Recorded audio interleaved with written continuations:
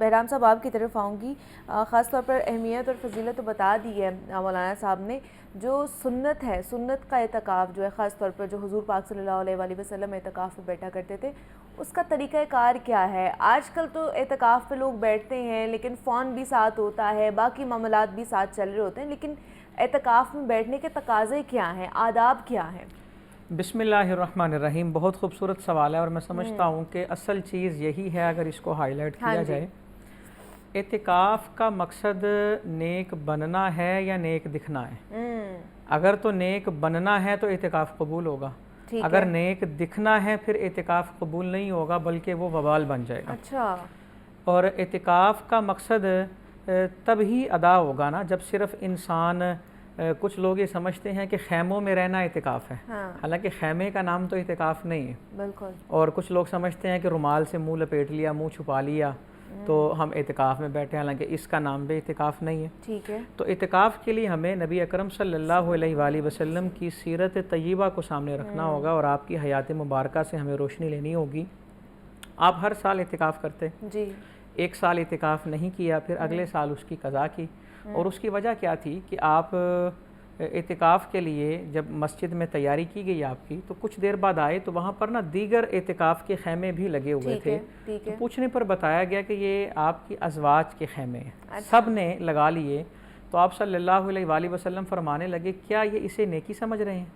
کیونکہ اگر یہاں آ کر بھی وہی گھر والا ماحول رہے گا تو پھر اعتکاف کا مقصد تو حاصل نہیں ہوگا.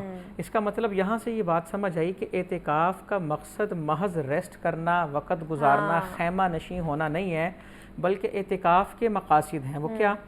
اللہ کے نبی صلی اللہ علیہ وآلہ وسلم خود ارشاد فرماتے ہیں اعتکاف کا مقصد شب قدر کی تلاش.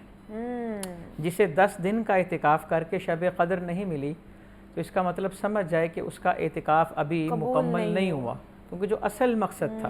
اب شب قدر تو یہ نہیں کہہ سکتے کہ کون سی رات ہے، کیونکہ ڈھونڈنے کا حکم ہے. اور بڑی خوبصورت بات صحابہ کرام یہ بات ارشاد فرماتے ہیں. وہ کہتے ہیں کھرے کی پہچان وہی کرے گا جسے کھوٹے کا علم ہوگا.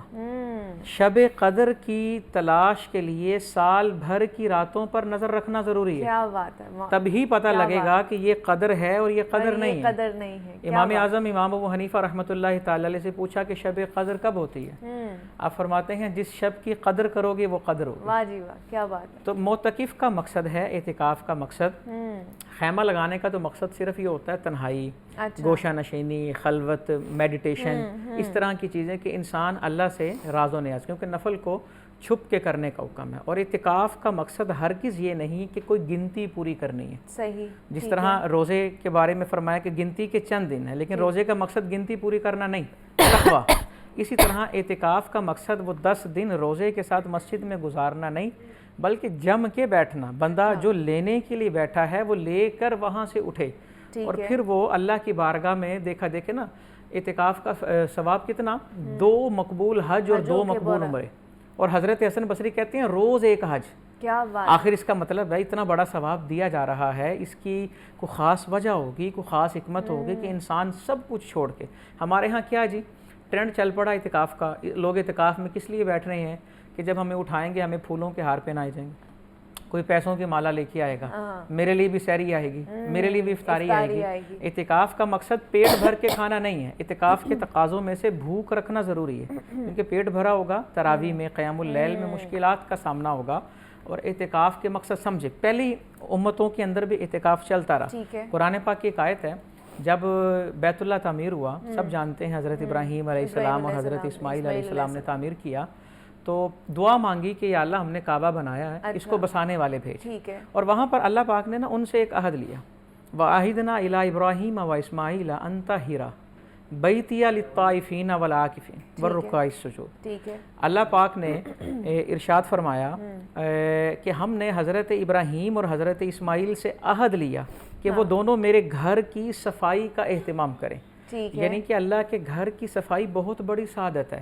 اعتکاف کرنے والا اگر مسجد کو گندا کر دے، اگر ادب کو اور ملحوظ کو، اس ادب جو ہے اس کا لحاظ نہ رکھے، اس کا پاس نہ رکھے، تو وہ اعتکاف کا مقصد سمجھا نہیں ہے. اعتکاف کرنے والا جب مسجد میں آئے، آج اس طرح آج ابھی مغرب سے پہلے یعنی کہ 20ویں روزے کی افطاری انہوں نے مسجد میں کرنی ہے.